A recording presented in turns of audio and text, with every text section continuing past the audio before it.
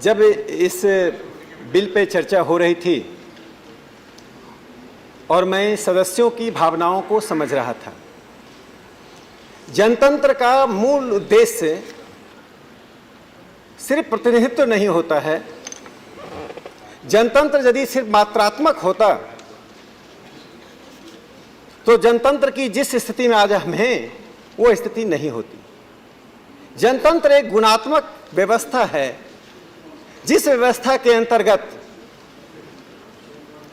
एक व्यक्ति को एक इकाई के रूप में समाज स्वीकार करती है और व्यक्ति की भावनाओं को, उसकी अभिव्यक्ति को, उसकी इच्छाओं को महत्व दिया जाता है। इसलिए लोकतंत्र में व्यक्ति को एक केंद्र माना गया है और इसी को केंद्र मानकर जब दुनिया में, चाहे भारत का वैशाली हो, लिच्छवी हो या पश्चिम का एथेंस हो, जब जनतंत्र को दुनिया ने स्वीकार किया, उसके लिए लंबी संघर्ष की यात्रा के बाद भारत में हमने जनतांत्रिक व्यवस्था को पुनर्स्थापित किया। जो जनतांत्रिक व्यवस्था कभी वैशाली और लिच्छवी के गणतंत्र के रूप में इस देश में हुआ करती थी, तो हमारा दो उद्देश्य था। एक उद्देश्य यह था कि समाज सर्वसमावेशी बनकर जनता के सरोकारों के साथ एक राजनीतिक व्यवस्था चले। उपसभापति महोदय, दूसरा उद्देश्य इसका होता है कि समाज में निरंतर गतिशीलता बनी रहे। हर पीढ़ी अपने भावनाओं के अनुसार, अपनी अभिव्यक्ति के अनुसार राजनीतिक व्यवस्था को चुने, राजनीतिक व्यवस्था को आगे बढ़ाए। इसीलिए संविधान सभा में जब इस पर बहस हो रही थी तो सरदार पटेल ने एक बहुत महत्वपूर्ण हस्तक्षेप किया था। सरदार पटेल ने कहा था कि अमेरिका में दास प्रथा इसलिए खत्म नहीं हुई, स्लेवरी इसलिए खत्म नहीं हुई कि दासों को प्रोटेक्शन दिया गया, इसलिए खत्म हुआ कि जनता ने उसमें हस्तक्षेप किया। जो दास नहीं थे उन्होंने हस्तक्षेप किया। अब्राहम लिंकन की शहादत और लगभग 51,000 लोग या तो मारे गए या गायब हो गए, जिनके लिए एक जब मेमोरियल बनाया गया तभी अब्राहम लिंकन ने अपने सबसे छोटे भाषण में, दुनिया का सबसे छोटा भाषण है अब्राहम लिंकन का। अब्राहम लिंकन को 104 डिग्री फीवर थी। उनके साथ एक स्कॉलर थे, उन्होंने 2 घंटे तक लोकतंत्र पर भाषण दिया और अब्राहम लिंकन ने सिर्फ इतना ही कहा, democracy is of the people, for the people and by the people. लोगों को निराशा हुई थी, वे सुनना चाहते थे, लेकिन वही शब्द, वही वाक्य लोकतंत्र का मील स्तंभ बन गया। इसलिए मैं कहना चाहता हूं कि भारत में जब हमने लोकतांत्रिक व्यवस्था स्थापित की, हमने नहीं देखा राम मनोहर लोहिया की जाति क्या है। हमने कभी नहीं सोचा कि बाबा साहब अंबेडकर की जाति क्या है। वो जिस जगह से संघर्ष कर रहे थे, उस संघर्ष में पूरा समाज साथ खड़ा हो गया। महात्मा गांधी ने जब यात्रा निकाली थी जिसका उद्देश्य था अस्पृश्यता को समाप्त करना, 12,500 मील की यात्रा निकाली तो पूरा समाज सामने साथ खड़ा हो गया। यह लोकतंत्र की गुणात्मकता है। बिहार में श्री कर्पूरी ठाकुर उपसभापति महोदय, आप जिस आंदोलन से लंबे समय तक, जिस विचारधारा से, जिस पारदर्शिता के साथ आप जुड़े रहे, मैं उसकी एक चर्चा करना चाहता हूं। श्री कर्पूरी ठाकुर की जाति बिरादरी क्या थी? उसकी संख्या यदि हम गिने तो कर्पूरी ठाकुर जी किसी पंचायत के मुखिया होने के भी योग्य नहीं होते। लेकिन संख्या को बिहार की जनता ने नकार दिया और संख्या की जगह गुणात्मकता को देखा, कर्पूरी ठाकुर जी की उस व्यक्तित्व को देखा, उनकी दृष्टि को देखा और उनके साथ बिहार की जनता खड़ी हो गई। न अगरा था, न पिछड़ा था, न दलित था। यह है लोकतंत्र की गुणात्मकता। इसीलिए संविधान सभा में जो बातें कही गई कि जो खास कैटेगरी है वह है अनुसूचित जाति जनजाति, इनके लिए जब रिजर्वेशन दिया जा रहा था तो जेड.एच. लारी ने एक इंटरवेंशन किया। मैं 3-4 मिनट में अपनी बात समाप्त करता हूं। जेड.एच. लारी ने, जो यूनाइटेड प्रोविंस से आते थे, उन्होंने इंटरवीन करते हुए कहा था कि यह रिजर्वेशन को समाप्त कर दीजिए। चूंकि वह रिजर्वेशन इसलिए समाप्त करने की दलील दे रहे थे कि संविधान सभा ने प्रोपोर्शनल रिप्रेजेंटेशन के प्रस्ताव को, जो उनके साथ आया था, संविधान सभा ने सेपरेट इलेक्टोरेट को नकार दिया था। तब मद्रास से चुनकर आए नागप्पा साहब थे। नागप्पा साहब की बात को बड़ी गौर से सुनना चाहिए। नागप्पा साहब ने संविधान सभा में कहा था, जब कहा गया कि हम भी दलित हैं, आप भी दलित हैं, हम भी अनुसूचित जाति बन जाते हैं, आपको रिजर्वेशन की क्या आवश्यकता है, तो नागप्पा साहब ने एक बात कही थी कि हम दलित पैदा लेते हैं और दलित के रूप में मर जाते हैं। कहना आसान है, कुछ काम करके, दलितों के जैसा काम करके आप दलित नहीं हो सकते।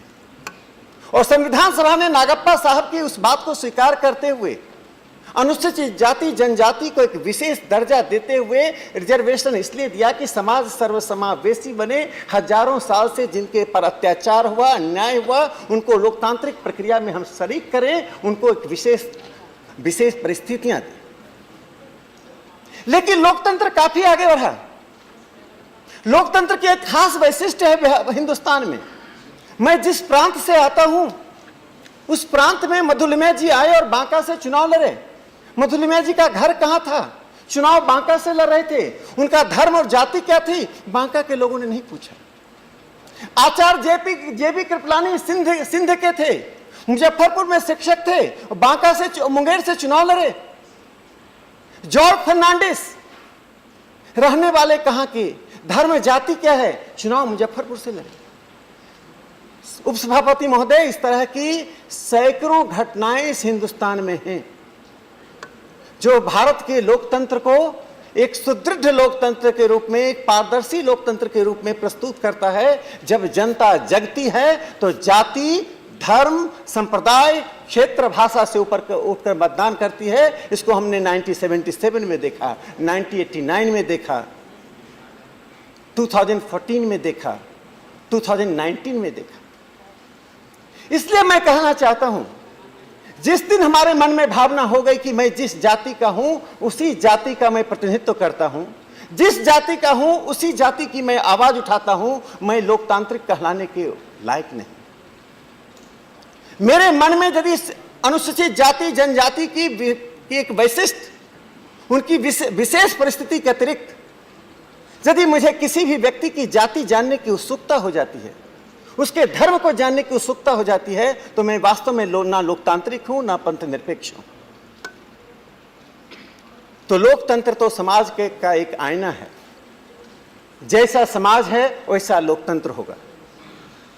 इसलिए जब भी हम कहते हैं कि विधानसभाओं और लोकसभाओं में जातियों के आधार पर, यानी कथित रूप से अग्रय, कथित रूप से पिछड़े के आधार पर प्रतिनिधित्व दिया जाए, तो संभवतः हम भारतीय समाज को, भारतीय लोकतंत्र को फेडरेशन ऑफ कास्ट में तब्दील करना चाहते हैं, जो लोकतंत्र के लिए ना सिर्फ खतरनाक है, लोकतंत्र के लिए, लोकतंत्र को पीछे ले जाता है।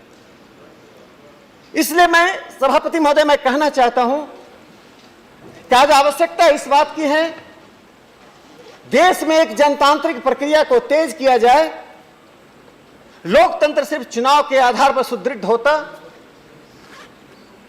तो हम वैशाली और लिच्छवी और एथेंस, मैं पश्चिम और पूरब दोनों के लोकतंत्र की चर्चा कर रहा हूं। लोकतंत्र इसलिए मजबूत होता है कि राजनीतिक और चुनावी व्यवस्था से बाहर हम सब मैं की जगह हम बनकर, और हम उसकी आवाज बनते हैं जिसके ओरिजिन से हमारा सीधा संबंध नहीं होता है, जिस क्षेत्र से हमारा सीधा संबंध नहीं होता है, जिस भाषा से हमारा सीधा संबंध नहीं होता है। यदि हमने संकीर्णता को आधार बनाया और अपने आत्मविश्वास को खो दिया कि मैं रहने वाला सिंध का, काम करूंगा मुजफ्फरपुर में, चुनाव लड़ूंगा मुंबई में, सभा करूंगा चेन्नई में और वंदे मातरम गाऊंगा जाकर कोलकाता में, जब ऐसी भावनाएं आती हैं तो हिंदुस्तान का राष्ट्रवाद, हिंदुस्तान की पंथ निरपेक्षता, हिंदुस्तान का लोकतंत्र सुदृढ़ होता है।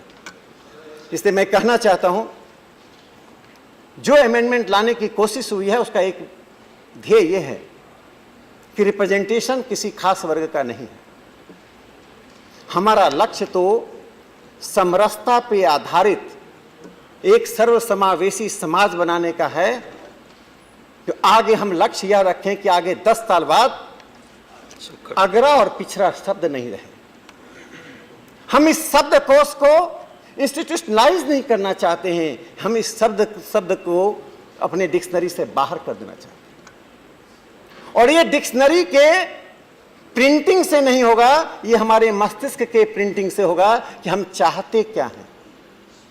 हम यदि सरदार वल्लभ भाई पटेल का समाज चाहते हैं, हम यदि बाबा साहब अम्बेडकर का समाज चाहते हैं, हम उस जयप्रकाश नारायण का समाज चाहते हैं जिस जयप्रकाश नारायण ने 5 जून 1974 को जब कहा था संपूर्ण क्रांति का नारा है भावी इतिहास हमारा है, तो वो संपूर्ण क्रांति में जो 7 बातें कही थी, आर्थिक बदलाव, सामाजिक बदलाव, सांस्कृतिक बदलाव, शैक्षणिक बदलाव, इन 4 बदलावों के अतिरिक्त जो 3 बातें उन्होंने कही थी, जाति व्यवस्था से मुक्ति। और जब जाति व्यवस्था से मुक्ति कही थी तो उसका पहला चरण होता है कि हम जातिवाद से मुक्त हों। आज क्या समाज में यह आत्मविश्वास कम हो गया है? हमारे बैठे हुए साथी जिस जाति और बिरादरी के हैं उसी जाति और बिरादरी के प्रतिनिधित्व करते हैं। क्या हमारे बैठे हुए संसद और विधानसभाओं के लोग जिस क्षेत्र और जिस भाषा के हैं उसी क्षेत्र और भाषा की आवाज बनते हैं? जहां कहीं भी समाज में दलदल होगा उस दलदल को समाप्त करने के लिए हिंदुस्तान की विधानसभाएं, लोकसभाएं सक्षम हैं, उस दलदल को हम समाप्त करेंगे। ये लोकतंत्र में आत्मविश्वास होता है। इसी आत्मविश्वास से संविधान सभा ने हमें जनतंत्र की यह व्यवस्था दी थी। इसलिए मैं माननीय सदस्य से अपील करता हूं, उनकी भावनाओं का हम आदर करते हैं, उनकी भावनाओं का हम कद्र करते हैं, लेकिन हम एक कदम आगे बढ़ें। इस देश में 2 ऐसे व्यक्ति का मैं नाम लेता हूं जिन्होंने विधानसभा और लोकसभाओं की दहलीज को नहीं देखा, विनोबा भावे और जयप्रकाश नारायण। आज दोनों ने ही समाज को सबसे अधिक प्रभावित करने का काम किया। प्रधानमंत्री, राष्ट्रपति और सभी बड़े पदों पर विधानसभा लोकसभा के सदस्य आते और जाते गए। उनका कद बहुत ऊंचा है। महात्मा गांधी जी को मैं किसी के समानांतर खड़ा नहीं करना चाहता। वो एकलौते हैं, एकलौते रहेंगे। राष्ट्रपिता 2 नहीं होता है, 1 होता है। हम राष्ट्रपिता को हम संतानों के साथ खड़ा नहीं करना चाहते। मैं आता हूं महात्मा गांधी पर। मैंने जो कहा विनोबा भावे और जयप्रकाश नारायण बार बार उद्धृत क्यों होते हैं? आखिर 1974 में जयप्रकाश नारायण ने क्या चुनौती स्वीकार की? उन्होंने कहा था कि जाति, बिरादरी और भाषाओं से ऊपर उठकर लोग एक हो जाएं और नई दिल्ली की कमान में जनता का असली प्रतिनिधित्व बैठे। मैं आपको एक घटना याद दिलाना चाहता हूं। माननीय रविशंकर प्रसाद जी यहां हैं और जेपी आंदोलन के अग्रणी नेताओं में रहे हैं। 1974 में जब छात्रों ने एक नारा दिया, तुम नहीं रहे जनप्रतिनिधि, हमारे कुर्सी गद्दी छोड़ दो, तो एक दूसरा नारा था, जनतंत्र को तोड़ो मत, विधानसभा को छोड़ो मत। अब 2 समानांतर नाराएं चल रही थी। एक नारे का आधार था कि चलो विधानसभा से बाहर आ जाओ। एक ऐसा वर्ग था जो कहता नहीं, विधानसभा में रहकर ही जनतंत्र सुरक्षित है। लेकिन जनता ने उस नारे को स्वीकार किया कि विधानसभा को छोड़ना है। जब विधानसभाओं में बहुमत बात काबिज हो गया, मुट्ठी भर लोग छोड़कर आए और जो उस समय की सत्ताधारी पार्टी उसमें जमकर रही। मैं उस जिस घटना को याद दिलाना चाहता हूं, जिसके लिए मैंने माननीय रविशंकर प्रसाद जी का उल्लेख किया। जयप्रकाश नारायण ने पटना के गांधी मैदान में समानांतर सरकार गठित कर दी। उसका नाम था समानांतर जनता सरकार। तो यह साबित करता है कि जनतंत्र सिर्फ विधानसभा और लोकसभा के कक्ष से शुरू नहीं होता है, यह एक प्रतिबिंब है। हम जनतंत्र के मूल्यों को प्रतिबिंबित करते हैं और यदि हम जैसा होंगे उसके आधार पर समाज कैसी है, समाज किस रूप में है, जनता देखती है। यदि मैं यहां बैठकर पांडिचेरी के बारे में, त्रिपुरा के बारे में, कभी रात को सोते समय यदि मणिपुर की घटनाएं मुझे सोने नहीं देती हैं, हिंदुस्तान के किसी हिस्से में किसी बहन बेटी के साथ हुई अत्याचार की घटना मुझे रात को तड़पने के लिए बाध्य कर देती है, तब मैं इस देश के लोकतंत्र का हिस्सा हूं। यदि मैं स्वयं में सिमटा हुआ हूं तो मैं इस लोकतंत्र का हिस्सा नहीं। इसलिए मैं जो अपील करना चाहता हूं, मैं इस सदन में एक नया व्यक्ति हूं। इस सदन में कई ऐसे लोग हैं जो 3 टर्म 4 टर्म से सदन में हैं, कई बार से सदन में आ रहे हैं, जनता से जुड़े हुए हैं, जनता के बीच जाते हैं, जनता से सीधा सरोकार होता है। क्या हम इस देश के जनतांत्रिक चुनाव को जातियों के बंधन से मुक्त नहीं कर सकते? जनता तैयार है, मैंने अपने पहले भाषण में कहा था। समाज जाति छोड़ने के लिए तैयार है, राजनीति उसको जाति छोड़ने नहीं देती। इसका कारण है, सभापति महोदय, मुझे 10,000 अपने समर्थक बनाने में लगभग 3-4 साल लग जाएंगे। 4 साल तक यदि मैं ईमानदारी से गांव गली बस्तियों में जाकर निस्वार्थ भाव से काम करूंगा तो मेरे शायद 10,000 मेरे समर्थक बनेंगे। लेकिन यदि आज मैं जाति धर्म संप्रदाय क्षेत्र भाषा का नारा लेकर उनके कथित हितों की बात करना मैं शुरू कर दूं तो रातों रात मेरे पास 2 लाख 4 लाख फॉलोवर्स हो जाएंगे। इतना सस्ता सौदा यदि जनतंत्र में हो, यह जनतंत्र के फिसलने का सबसे आसान रास्ता है। आज हमारा जनतंत्र फिसल रहा है। हम में से हर कोई अपने समर्थक तैयार करने के लिए एक शॉर्टकट रास्ता को कहा जाता है, शॉर्टकट कट शॉर्ट। एक ऐसे रास्ते से हम विधानसभा लोकसभाओं में सत्ता तक काबिज होना चाहते हैं जिसमें हम जाति धर्म संप्रदाय को इंस्टीट्यूशनलाइज कर देना चाहते हैं। इसलिए सभापति महोदय, आज हमारे सामने चुनौती सिर्फ कानून बनाने की नहीं है, हमारे सामने चुनौती सिर्फ भाषण देने और विषयों पर बहस करने की नहीं है। हमारे सामने चुनौती ऐसी है कि उत्तर प्रदेश के एक छोटे से गांव में पैदा हुआ व्यक्ति की चर्चा मणिपुर में हो और मणिपुर में जन्म लिए हुए एक पंच की चर्चा बंगाल में हो, बंगाल की चर्चा असम में हो। इन परिस्थितियों को पैदा करने के लिए आज हमें इन 4 दीवारियों से बाहर निकलकर जनता के मन के 4 दीवारी में झांकना होगा। नई पीढ़ी से जाकर बात कीजिए, अपने घर के बच्चों से बात कीजिए। जैसे ही संकीर्णता के आधार पर राजनीतिक सीढ़ियों पर बढ़ते हैं, आपको पहला प्रोटेस्ट आपके अपने घर के छोटे बच्चे से होता है। पिता के रूप में, भाई के रूप में वे आपके समर्थन करते हैं, आपके उस व्यवहार का वे की निंदा करते हैं। इसलिए मैं चाहता हूं यह जो एक अमेंडमेंट के लिए दिया गया है, यह जो बिल पेश किया गया है, उसे वापस ले लिया जाए। हम इस मंदिर को, जिस मंदिर ने संविधान सभा बनाया, जिस मंदिर ने ब्रिटिश साम्राज्यवाद को कहा कि तुम जा रहे हो, कहकर जा रहे हो कि इस देश में अराजकता आ जाएगी, हिंदुस्तान के लोग जनतंत्र के लिए नए, यूरोप के लिए जनतंत्र नया है, भारत के लिए जनतंत्र नया नहीं है। यहां पंच की व्यवस्था थी, यहां हर गांव में जनतांत्रिक पद्धति थी। इसलिए व्यक्ति पढ़ा लिखा है या नहीं है, वो साक्षर नहीं भी है तो उसमें बौद्धिकता है। औपचारिक शिक्षा नहीं है लेकिन अनौपचारिक शिक्षा उसके पास है। उसके अनुभव, उसकी बौद्धिकता, उसकी समझ हिंदुस्तान को ताकत देती है। हम आज उसी ताकत का हिस्सा बने। हम हिंदुस्तान के लोग अलग अलग उंगली होने की जगह 5 उंगली बांधकर एक मुट्ठी बने। आने वाली पीढ़ी, हमारी आयु 40 साल 50 साल 30 साल 100 साल होती है। आने वाली पीढ़ियों को हम एक संदेश दे जाएं जो हमें उद्धृत करें, हमारे रास्ते पर जाएं। हम विधानसभा लोकसभा का चुनाव 10 बार हारे, जाति का नाम नहीं लें। हम पैसे खर्च नहीं करें। अरे आप कहते हैं इलेक्टोरल रिफॉर्म्स, रिफॉर्म हमें अपने आप में करना है कि चुनाव पद्धति में करना है? पद्धतियां तो एक मैकेनिक होती हैं। पद्धति की क्या दोष होता है? दोष हम में है और हम दोष व्यवस्था में ढूंढ रहे हैं। जब हम स्वयं को सुधार नहीं पाते हैं तो हम व्यवस्था को सुधारने की बात करते हैं। इसलिए जो काम हमारे संविधान सभा में बैठकर लोगों ने किया, एक एक विषय पर लंबी चर्चा की, एक से एक कटु बातें, एक से एक अतिरेक बातें कही गई, हमने ध्यान से सुना, ध्यान से बहस की। वे हमारी पीढ़ी, हम उनके उत्तराधिकारी हैं। और आज यहां बैठकर यदि हम इस विधानसभा को, लोकसभा को जातियों का एक संघ बना दें, संप्रदायों का एक संघ बना दें, उसका कोई अंत नहीं है। हम जाति विहीन सपना लेकर चल रहे हैं।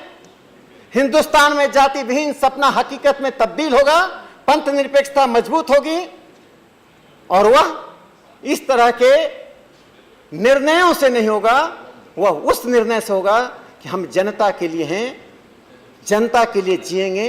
और द पब्लिक की परिभाषा में खंडित परिभाषा पब्लिक की नहीं हो, परिभाषा सर्वसमावेशी हो। इसलिए मैं फिर से अपील करता हूं कि जिस समाज का प्रतिनिधित्व नहीं है उस समाज में हम जाएंगे। आवश्यकता पड़ी तो हम अपने पद को छोड़कर उस समाज के लोगों से कहेंगे, आओ हमारी कुर्सी पर बैठो, तुम नेतृत्व दो समाज का, तुमने नेतृत्व नहीं दिया, आ जाकर नेतृत्व दो। हर व्यक्ति सक्षम है, उसकी सक्षमता को हम स्वीकार करेंगे। जिस समाज में सभापति महोदय त्याग करने वाले लोग होते हैं, जिस समाज में तपस्वी लोग होते हैं, जिस समाज में दूरदृष्टि देखने वाले लोग होते हैं, जिस समाज में पीढ़ियों के बारे में चिंता करने वाले लोग होते हैं, उस समाज का कोई बाल बांका नहीं कर सकता। इसलिए मैं हिंदुस्तान के जनतंत्र की इस ताकत को समझते हुए मैं एक संदेश देना चाहता हूं जो विमर्श का हिस्सा बने। पश्चिम ने लोकतंत्र को मात्रात्मक रूप से स्वीकार किया, हमने गुणात्मक रूप से स्वीकार किया। उनके लिए लोकतंत्र में पूंजी आती है, हमारे लोकतंत्र में पुरुषार्थ आता है। ये पूंजी और पुरुषार्थ की लड़ाई है, ये मात्रात्मक और गुणात्मकता की लड़ाई है। हम हारने वाले नहीं हैं, हम उस रास्ते पर चलने वाले पथिक हैं। जब तक अंतिम मंजिल नहीं मिलेगा, हम अंतिम सांस नहीं लेंगे। अपने ही जीवन में, अपने ही आंखों के सामने हिंदुस्तान को बदलने का सपना देखने वाले, चाहे जयप्रकाश नारायण हो, विनोबा भावे हो, हमारे राष्ट्रपिता महात्मा गांधी हो, डॉक्टर हेडगेवार हो, या जो कोई भी हो, राम मनोहर लोहिया हो। आखिर राम मनोहर लोहिया जी ने पिछड़ों की लड़ाई लड़ी, लेकिन उन्होंने जाति विहीन समाज की भी बात की। आचार्य जे.बी. कृपलानी, उन्होंने पिछड़ों की लड़ाई लड़ी, लेकिन एक जाति विहीन और संप्रदाय विहीन समाज की बात की। मैं इसी अपील के साथ अपनी बात समाप्त करता हूं और उन लोगों के लिए एक संदेश देना चाहता हूं। कुपथ जो पथ दौड़ाते, पथ निर्देशक वे हैं, लाज लजाती जिनकी कृति से धृति उपदेशक वे हैं। मूर्त दंभ गढ़ने वाले, शील विनय परिभाषा, मरण रक्त मुख से देते जन को जीवन की आशा। जिस समाज में ऐसा होता है उस समाज का अंत होता है। जिस समाज में इसके विपरीत चलते हैं, जिस समाज में सत्ता और विपक्ष दोनों ही राष्ट्र की पीढ़ियों के लिए चलती है, वो समाज हमेशा संगठित, सुदृढ़ और एक स्वावलंबी होता है। हम ऐसी संगठित, सुदृढ़ और स्वावलंबी समाज का सपना देखें। और मैं फिर से अपील करता हूं, इसे वापस लें और हम एकजुटता के साथ समाज को सर्वसमावेशी बनाने का प्रयास करें। धन्यवाद।